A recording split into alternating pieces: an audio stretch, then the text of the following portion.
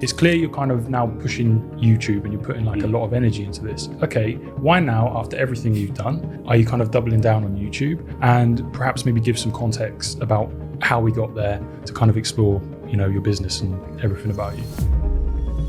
Meet Austin Lovell. He's built an e-commerce and creative agency that's made over 10 million online in the last 4 years. He's now on a mission to help others build and scale their own e-com brands and create personal freedom in the process. In this episode, we explore how to last long-term in the online space and why modern entrepreneurs are now going all in with their YouTube channels. Out of all the social media platforms, YouTube was my go-to when I was growing up. I'd watch Casey Neistat, Peter McKinnon, I'd watch all these content creators and just love YouTube content. Instagram, yeah, TikTok never got into it. YouTube was my thing. And so seeing them make content, it drew me to want to make that kind of stuff when I was younger. I picked up a camera properly for the first time when I was 16 and recorded a vlog series, we'll call it a vlog series, when I went on a soccer trip in Spain. It was a vlog with no talking. Like I didn't talk much in it. I wasn't comfortable in front of the camera, but I thought, hey, this is, a bit of a challenge, start making some content. And then from there, I just put the camera down for a few years. I said, I need to build up my credibility. I need to go and do something that people would want to listen to. So I just put my head down for a few years, worked, no camera, no recording, little bits here and there, maybe tried YouTube every now and then because I was always drawn back to it. But this time I picked up the camera and I'm going to keep picking it up because I don't know, life has changed so much and I just want to document instead of trying to sit down and create the perfect production value video and share my top 10 tips, for young entrepreneurs. I just much rather document it. If people enjoy it, amazing, but I'm doing it more so for me because I want to make YouTube videos. So that's why this time it'll stick because I don't have to script videos. I just hit record and talk about my honest experience. I love it, man. And you like you said, you got your head down. So you're like, hey, I've got something to say now. Or at least you probably did before, but now it's like the conviction's there of, I've got something to say now. So with kind of like this whole documenting rather than kind of like scripting the videos and going for that, how do you kind of see that fitting in with your business? It's Freedom Club, right? How do you see that kind of like going hand in hand? And maybe talk about like what the business is as well. That'd be interesting, I think. My primary businesses behind the scenes are e-commerce stores and brands, and I've been doing that for years. With those, they don't have my face attached to them. And so it's quite easy to just stay pretty relaxed under the radar, do your thing. There's no need to create content or make YouTube videos, really. There's no real need because the business can grow without it. With Freedom Club, because it's more public facing, it's my face out there attached to it, along with my two best mates and co-founders. There's a bit of a different approach. And I find that the long form content, especially in our space, is a really good trust builder. I'm sure it is for everyone else. But especially in the e-commerce education space and even just the course/guru niche, we'll call it that, which I'm in right now. Hate to admit it, but I am. There's not much trust. There's lots of flashy short form videos showing the lifestyle, showing this. And so long form for me has been, okay, I've got to put a bit more effort into this. I want to show people that I'm a real guy. I'm just building this because I want to help. And I make my money in e-commerce and the education is my impact play. So that's why I find it extremely valuable. Long form, sit down, raw, uncensored. Build that relationship. From your, obviously, because your Freedom Club is more, I guess, kind of like B2C initially. Like, where do you feel kind of like the pulse is there? Because like you said, there's not a lot of trust online. Like maybe 5 years ago, you could rent a Lambo, you could do the whole Ty Lopez thing, rent a Lambo, just be a bit flashy in Dubai, flash a Rolex, whatever. And people would just throw money at you. It was a very kind of low level of market awareness. So from your kind of experience of working in kind of B2C here, where do you kind of feel like the pulse is? Like where have most of these guys been sold to already? Have they had some sort of like experience with a guru, or are they all coming in kind of like dry again and they haven't really been in the online space at all? I'm curious kind of what your experience is there. A lot of second time, third time course buyers.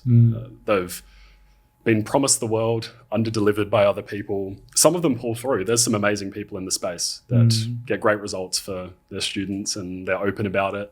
But then unfortunately, there's some other ones that maybe not as much. And so they generally come to us, and the bit of feedback we get is the reason I booked in a call with you or looked at your stuff or even watched your YouTube videos, you just seem so much more authentic. Yes. And you're just sharing openly and honestly what it is. You're not trying to hide behind anything. You're not trying to flex the lifestyle. You're just showing what's possible. And so I also find it's better if you've had a few tries before. You come into this isn't your first rodeo. Yeah. You've tried to build, maybe a dropshipping store before, maybe an e-com store before. You tried other business models, and you come in and you know the expectation that it's going to require work. It's not as easy as the people make it out to be online. Yeah. So I prefer that. Yeah, I love that, man. I think particularly with like our marketing for kind of like the podcast agency and the podcast coaching, we kind of live by the infinite games mantra. We're playing long-term games with long-term people. Like come in, like we're not promising you like a rocket ship result. It's like, it's going to be fucking hard, but we're in it for the long run. And if you want to keep going, and it's not a sexy sell, right? Because obviously a lot of the time you want to sell the emotion and the dream outcome and then justify with logic, all that sort of stuff. But we're finding more now. It's like, let's just hit on the very fucking real reality of it. It's like, this is going to be a long-term play. This is a long-term offer. You're going to be around for a while. This isn't 3 months and fuck off. This is like, right, let's get moving with this and let's keep moving with this. So yeah, I'm curious, like, have you heard that before? Kind of like infinite games, and kind of what your whole perspective is there about, being in this for the long term. And maybe you've seen people who have done the opposite, like they've gone in for the quick cash grab and disappeared off.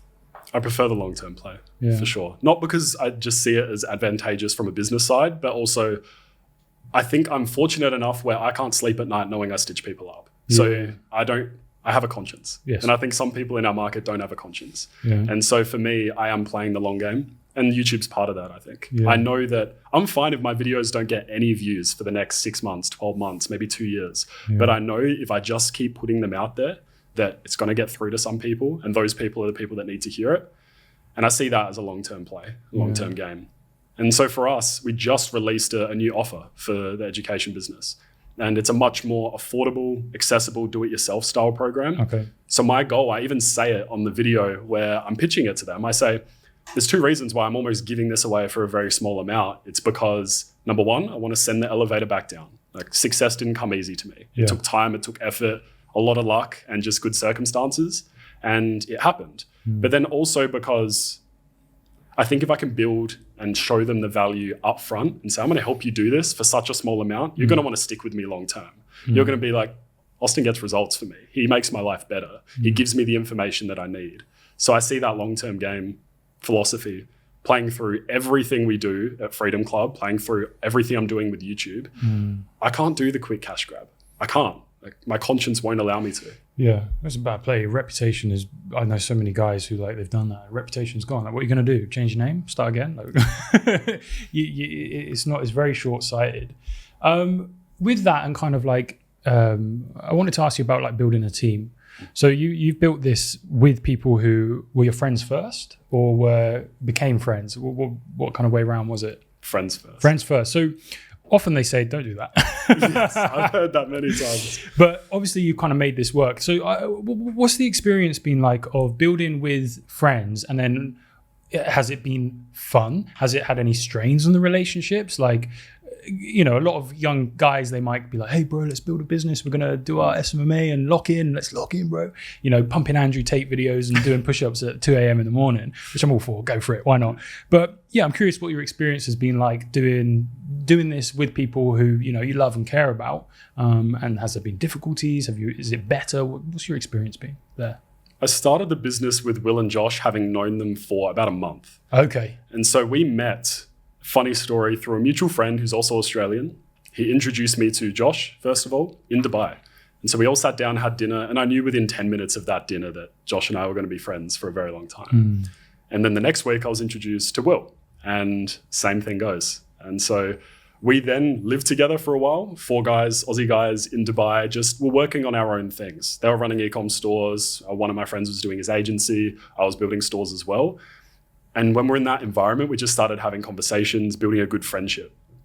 And then when we came up with the idea to maybe teach people in a completely different way, and it's funny that we came up with the idea to be more authentic while we're in Dubai, which typically is associated with the opposite. Yeah. So that started our friendship. We became business partners very early on into our friendship. But I think it was because I saw that we shared the same values and we cared about the same things.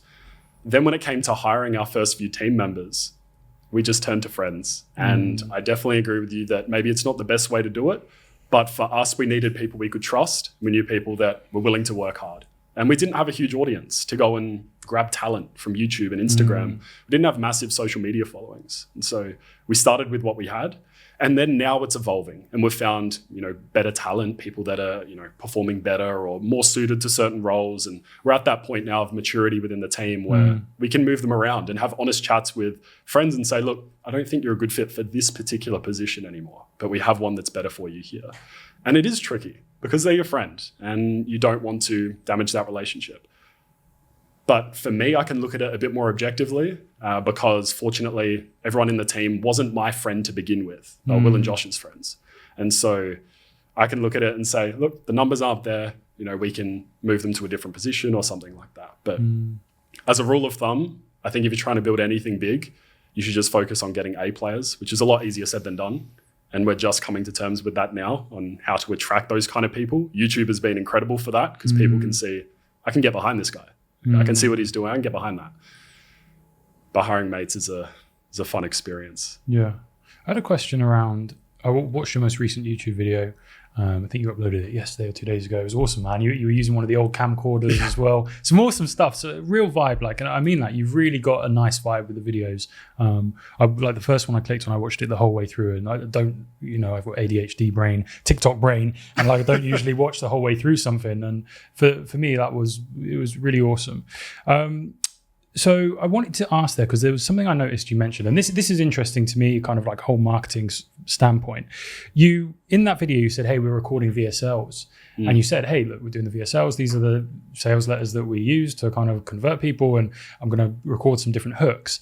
And then obviously you're also using the VSLs, and it's like this kind of almost like behind the speaking, breaking the fourth wall sort of thing. Yeah. So yeah, I was just kind of curious there. It's like, how do you find that works? And when you're using a VSL, but you're telling people that this is a sales letter as well, that's a really interesting approach for me, because we want to talk about this authenticity. We want to talk about how, moving forward, things are more transparent with online business, and there's, maybe even more regulations coming in, which I don't think would be a bad thing. But I'm interested kind of like market level of awareness there. It's interesting that you mentioned this is a sales letter, and then someone will watch the sales letter and be sold on the sales letter, knowing it's a sales letter. Just interesting. Yeah. Yeah. I don't like the surprises. Yeah. Let's call a spade a spade. It's a VSL, there's a pitch in there, but I'm going to try and make it so good for you as an offer that you want to do it anyway. Yeah. And so I'm not trying to confuse people with elaborate marketing funnels and I'll get you in here and then you'll do this and do that and I'll send you. I'll tell it how it is. I'll make you a VSL because I need to explain who I am, my story, the results I've got, and the value you can get. And if after watching that video you don't want it, that's fine. I'm okay. I will be fine if you don't buy my course or you join my community. It's fine. My life will continue. And so my attitude has always been, I'll just share openly what it's all about, especially with the vlogs. Yeah. And I think it makes it more engaging. I think so. If I just said in the videos, I'm just working on the business today, and then someone comments like, what are you actually doing in the business? And you never address that, maybe some viewers would be like, what am I watching here? Is this just procrastination, or am I actually getting something from this?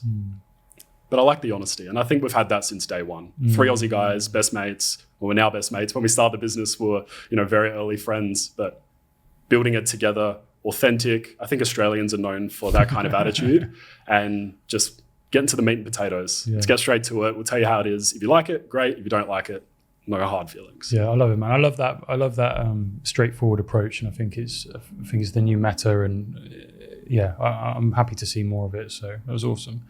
In terms of you kind of getting started with everything you did, kind of building your first e-com stores, what was what was the thing that kind of like kicked you up the arse a little bit, and it was like, right, I'm going to go and do this? Did you always want to do it? Did something happen like when you left school? I know I had a bit of a heartbreak, and I was like, right, that's it. I'm leaving the country and I'm going to go do online business. Bye. Like that was my motivator, which was good. But yeah, what was the story of kind of getting into e-com? Was there any sort of things that, triggered you along the way to take the leap?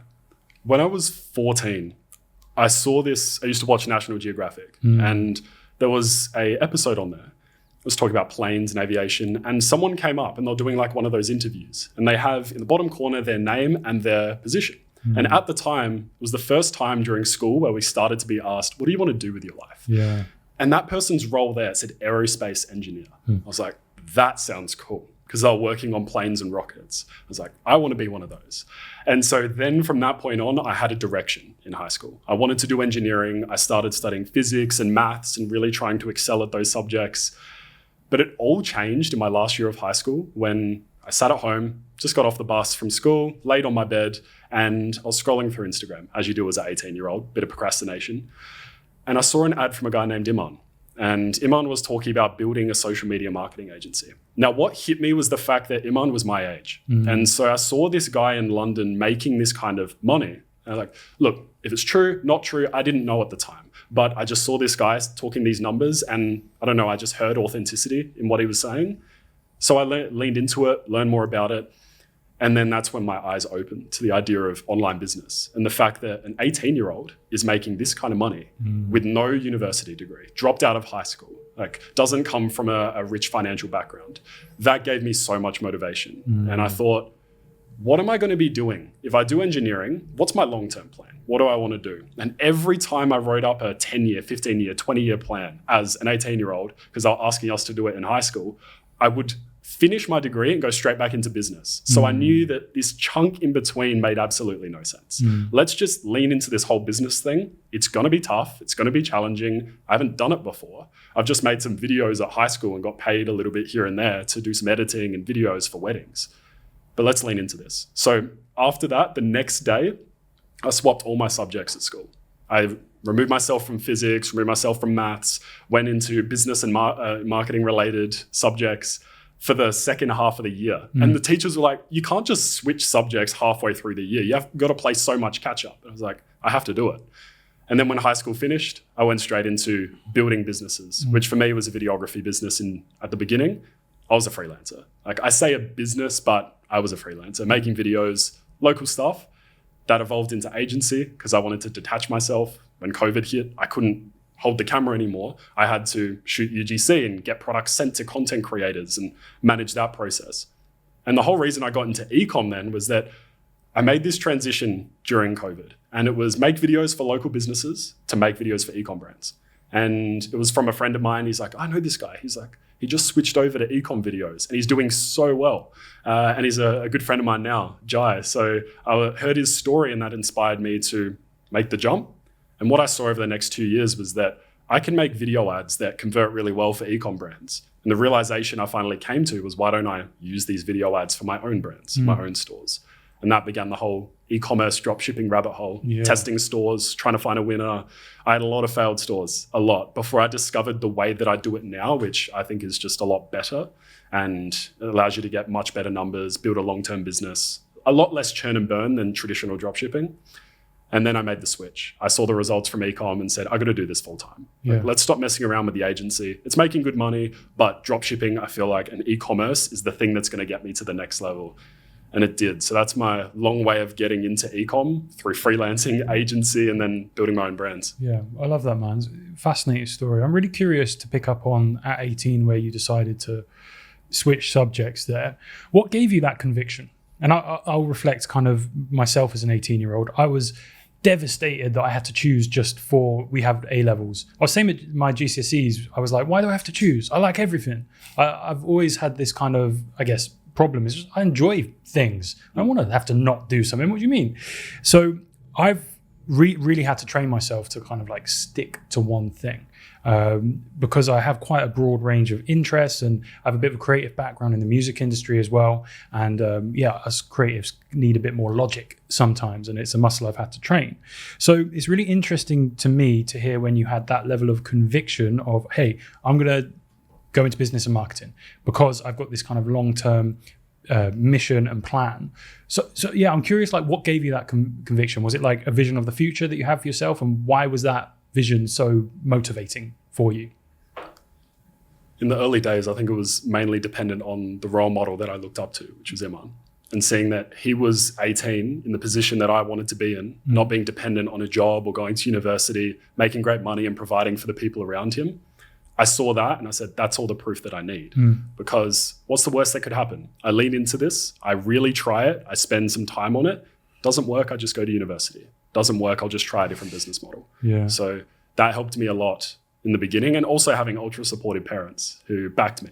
And I know that's not the case for a lot of people. Their parents push them into going to university or going to college because they think that's what they need to do. And for some people it is. I've got nothing against university and college.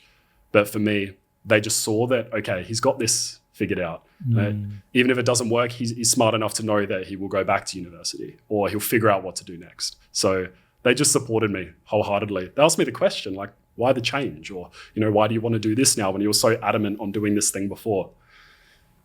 But I think the support that they gave me the motivation, as well as a role model who was in the position I wanted to be in at my age. Gave me everything I needed to make the jump.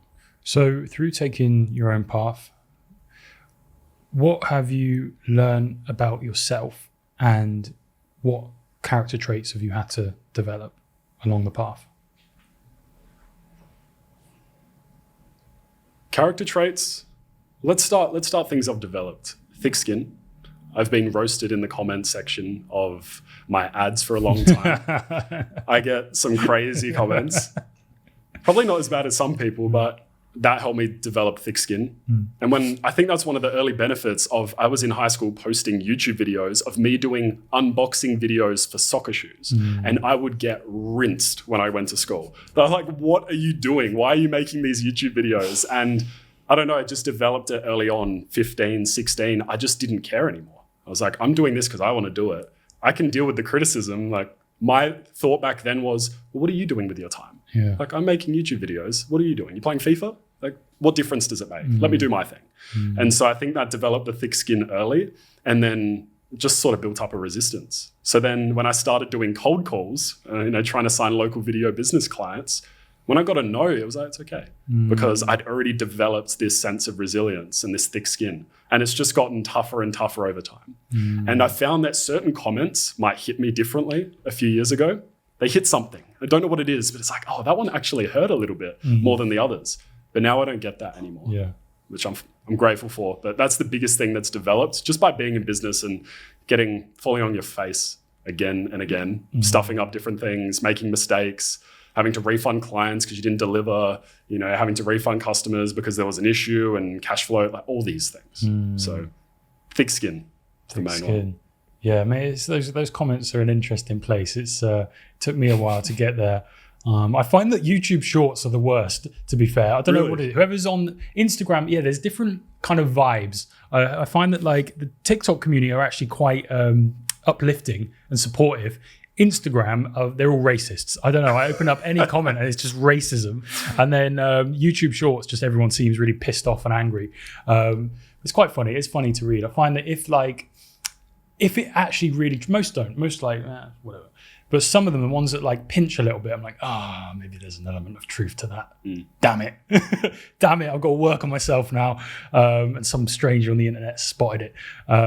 But I think it's an interesting mirror. And like you said, it's part of the game. It gives you a tough skin. And it forces you to be honest with yourself. If you're going to put yourself out there, I always find this like, look, if I'm going to be putting myself out there, I've got to hold myself to certain standards. If I'm going to talk about certain things, I've got to hold myself to these standards. Otherwise, who the fuck am I? And I think it like creating content is one of like the best self-improvement plays you can make, right? Great. It holds you kind of leaves your best foot forward, and it forces you to kind of like stay up to that standard. Otherwise, you deserve the roasting that you're getting in the comments as well. Yeah, man, mate, absolutely love it. Have you had any, I think a lot of people bought the Iman course and stuff. I bought it a number of years ago.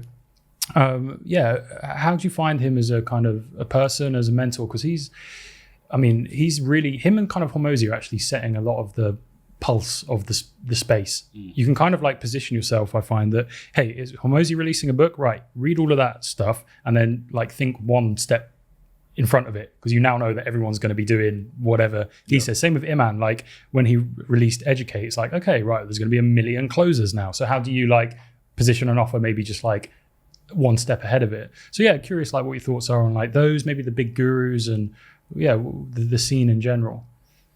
Iman was the first one I really saw where I actually deeply listened to what he had to say. I think everyone has a Gary V stage where I was listening to Gary, getting hyped up on the bus to school, reading like jab, jab, jab, right hook, being like, I'm going to build a business, I'm going to grind, all that kind of stuff. But the first one that I was like, okay, I got to really lean into this was Iman. And I think I was fortunate because I found Iman when he was a lot smaller than he is now, a lot smaller.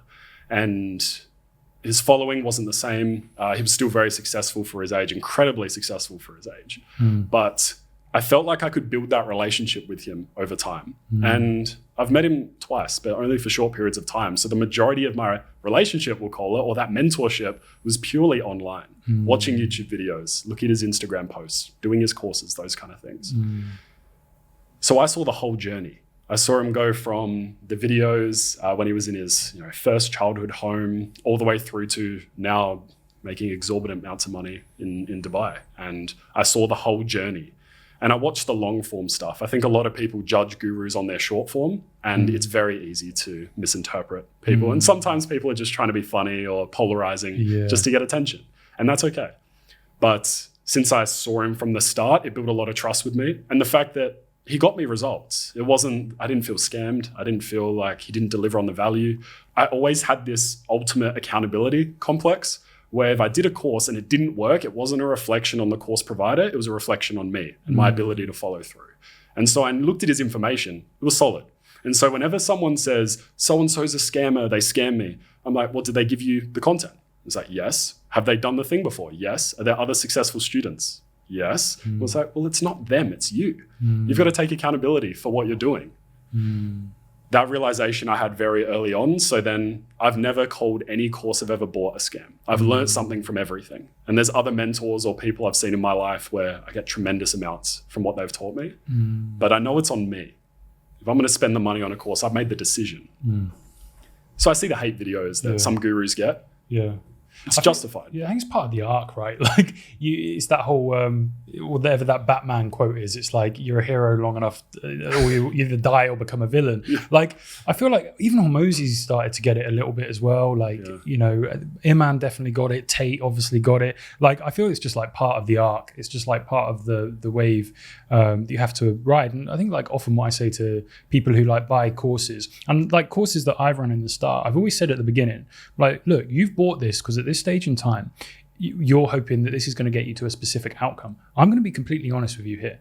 You might do a few modules of this course and it might trigger something that takes you off in a completely different direction. And this was actually just a stepping stone, like you with the agency. It was like, it was a stepping stone to take you to that next stage. Just because you didn't have like a, 100K a month agency didn't mean that the course was a scam, but it opened up something. You learned about marketing. I don't know, you learned about cold calling, whatever it was. And it's like, sometimes you just need to kind of get into the game. Like a lot of these kind of like B2C offers, it's like, right, this was your foot into the game. Get going. And I think as we can have this conversation. It's like, it doesn't always have to be that you get the dream outcome. As long as you get like that next step for you, you've now upgraded your mindset. You've now upgraded your fitness. You now understand how like the online space works. I mean, I've had people who've come through and then they've gone to be like agency owners or like successful closers and stuff. And that's not what I was teaching, but it was like the thing that like opened up kind of that pathway for them. So yeah, I think that's kind of like an interesting way for people to kind of like consider it as well, that it's like a step forward. In terms of like mindset, do you offer that in your course as well? Is that an important factor? Like you offer like mental upgrades as well? And yeah, what are your thoughts around that? Absolutely, because I think most of the time you're not getting results with the business opportunity that you pursue, not because of the business opportunity itself. It's mental barriers or limits that you're hitting. And Iman had a really good quote that I really listened to a while back, which is, you don't have business problems, you have personal problems which manifest in your business. And so the first opening videos of any program that I've made for the education business is always, let's set the expectations. This is how you're going to feel. And then these are the things you're going to think. And this is the journey you're going to go through. And if you stick with it, I always say there's two options. You either give up, that guarantees failure, or you keep going and that guarantees success. Because eventually on a long enough time horizon, you're going to get everything you dreamed of. And so the first part is setting the frame. And I found that when we didn't set the frame, we'd have people that get through and then they're like, oh, this is too tough. I'm going to throw in the towel. Because I didn't set it up front. I didn't let them know that, look, in our marketing, we say this isn't easy. It's a simple process to follow, but it's not easy. Like it requires effort. It requires work. If you want to get rich quick scheme, go find someone else because that's not what we're about. It's just the way I think about it. And it's just helped so much to paint that out clearly at the beginning because they're like, look, I now trust this guy. He's telling me honestly that it's going to be difficult. It's going to take time. And I think Hormozi has this really good flow of emotions. And I actually talk about this in the program. Like you start with uninformed optimism, like amped, let's go, drop shipping, SMMA, crypto, I'm going to be a millionaire. Amazing. Then you go to informed pessimism and you're like, this is hard. Like probably why everyone isn't rich. Valley of despair. You hit the point where you're like, nah, I'm throwing in the towel. Everyone leaves at the valley of despair. They're like, this is too difficult. This is not what I signed up for. They don't realize that you just got to keep pushing. And you get to the informed optimism, the good part, where you're like, I know it's going to take time. I know it's going to take effort, but I know that the result is just around the corner. And then you hit achievement and you achieve the goal. And I love that framework because I've gone through that over and over again with every course that I've ever purchased, every mentor I've worked with, and even the students that go through our content now, exact same journey. And so if I can point that out in lesson 1, lesson 2, say, this is what's going to happen. Then when it happens, they're not surprised. Just like in my YouTube vlogs. It's a VSL. There's a pitch at the end. They're not surprised when it happens. And so, yeah, mindset is a huge part. Josh hosts a mindset call, my co-founder, every week as well. And he just talks for an hour about mindset, answering questions, all that kind of stuff. So I really see it as a mindset thing. Yeah, I love it, man. It's like the only way you fail is if you quit. And I think, again, there's this old like trope thrown around. It's like, get comfortable being uncomfortable. And like, yeah, that is actually it. And I think Hormozi did a little take on this as well, where he's like, do you feel like you're really unsure, that you don't know how things are going to like work out exactly, and that you're kind of like a bit uncertain about if the next steps will work? It's like, great, that means you're doing it.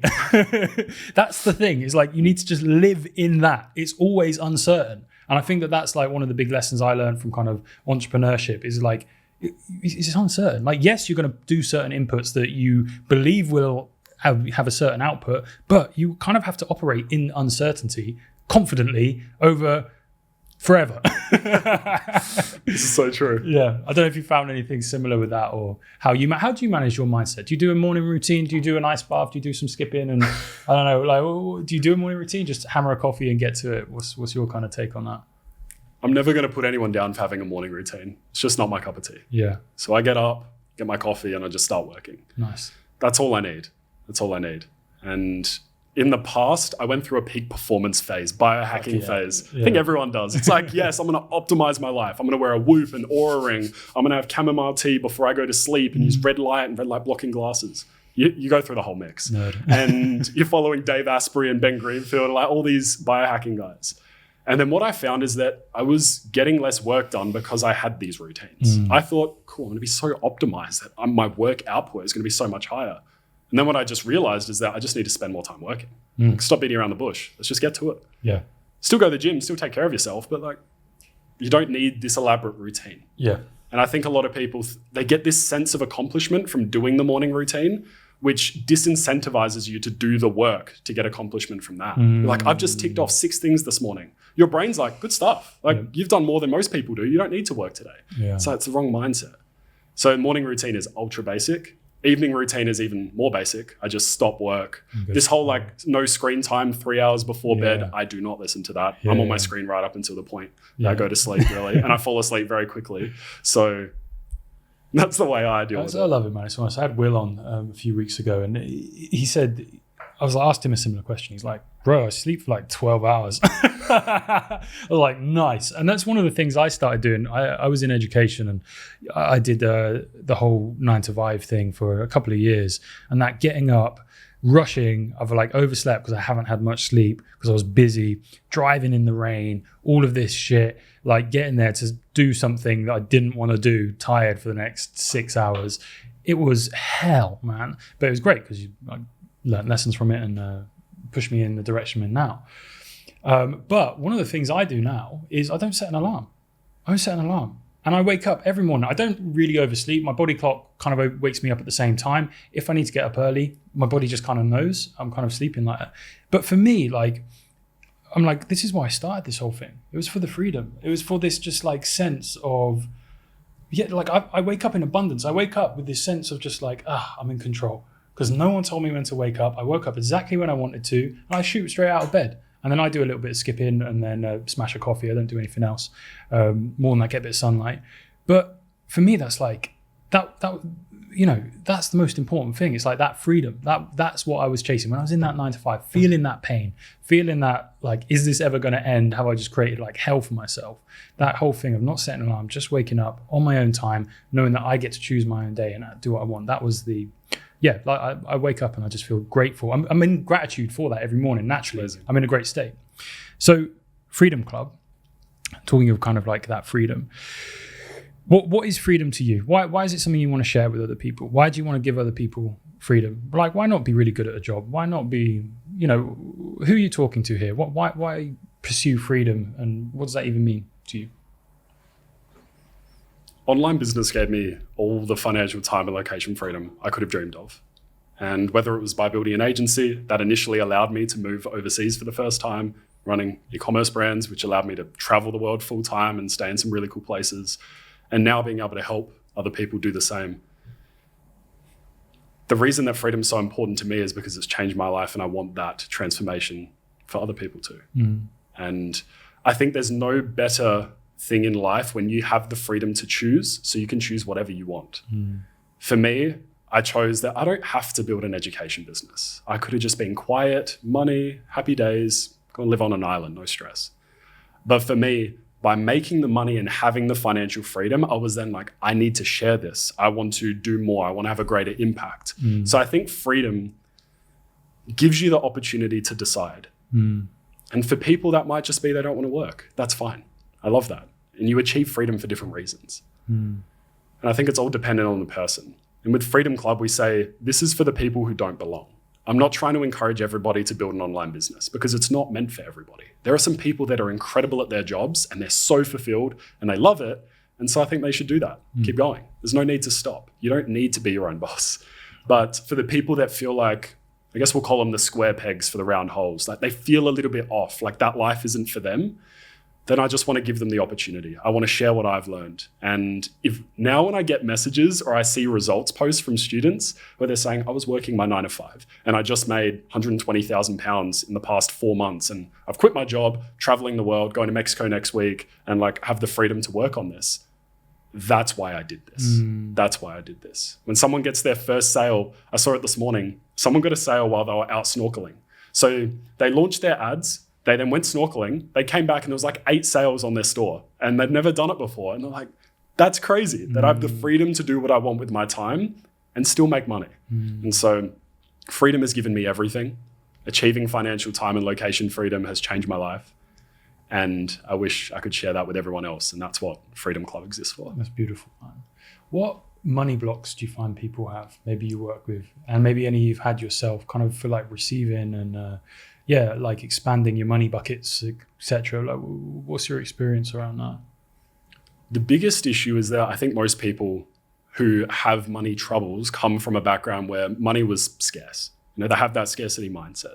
And I grew up not being super rich. Like I wasn't living in huge, elaborate places. My parents provided for me and they did really well, but I definitely wouldn't consider us rich when I was growing up. And so there were times, it was weird. It was like the rich dad, poor dad dynamic, because on my mum's side, I was like, Mum, could I get this food? Like get that snack? And she's like, absolutely. I'll get that for you, sweetheart. And then on the dad's side, I was like, Dad, can I get that lemonade when we're out? And he's like, no, you can wait till you get home. And so it was like this dichotomy between the two of you can have anything you want and no, you can't have it. And so I think it told me that, okay, out of those two options, I like the freedom to choose. If I want something, I want to be able to get it. And so I think it was molded very early on by my parents and that mindset. And so now when I'm teaching people, the biggest blocks that I have to get them past is, first of all, understanding what your dream life looks like. I think a lot of people want to make money, but they don't know why. Or they say, I want to make 10K a month. I want to make $1 million. They don't know why. And so very early on in everything I do, I say, let's break down your dream life. Exactly what does it look like? Where do you want to live? What car do you want? What do you want your family situation to be like? What do you want your health to be like? Hobbies, all these things. And when we clearly paint out the vision of your dream life and then we calculate the target income that you need to live that life, For some people, it's 30K a month and they've gone for this really elaborate lifestyle. For others, they just need 4K a month or 3, and that gives them everything that they want. I think that's the biggest hurdle that I have to get them over is just picture it for a second, because now your goals have meaning. Yep. Before, your goals had nothing. And now, if you hit that number, you get everything you've ever wanted. Yeah, I love that, man. It's like the money has no emotional charge to it. Like 10K, what? It's like, what does that do for your life? How does that help you expand as a person and increase as a person? And it's a great way to do it is like, right, well, what do you need? What's the figure you need? And like I always say to people as well, like you've got to almost like be like very nonchalant with money as well. Like it's as soon as you put it on a pedestal, it's like with dating as well. As soon as you put it on a pedestal, it's like, oh, that person has money. It's like you've just removed it from, you've kind of energetically pushed yourself from it. It needs to be, like you said, that focus on your dream life. And then it's like, oh yeah, and obviously the money will come. Like it's just like a very, attitude. And I think for me, that was a big thing to kind of shift internally as well. Particularly when I started on a teacher's salary as well. That was a interesting Could imagine. period in my life. Yeah, man. So mate, this has been just awesome conversation. Really enjoyed kind of like getting to know you and hearing about the business. I've always asked people this question, and it's before we wrap up. If anyone who's listened to this, anyone who's consuming your content, if you could install one belief into them that they can just have and take away that's going to impact their lives, what would that belief be and why? Stick with one thing. Stick with one thing. And keep going, don't stop. Every business model works in one way or another. You can achieve financial freedom with anything. It doesn't have to be e-commerce, but just stick with one thing. The grass is not greener on the other side. The business model over there is not more lucrative. Stick with the one, because the grass is greener where you water it. Awesome advice. Mate, where can people find you, get hold of you, and get into your world? YouTube. Check out Austin Lovell on YouTube. Have a watch my vlogs. See the behind the scenes. Watch the vlogs. They're great. Yeah. Yeah, I don't try and pitch you on anything. I just make the videos because I enjoy it. If they got 0 views, I'd still make them because I just like documenting what's going on. Maybe show it to my kids one day and show them, this was Dad. Perfect. 20 years ago. Dad law. I love it. Yeah, Dad law. Awesome, man. I appreciate you. Thank you for taking the time, man. That was awesome. Enjoyed that.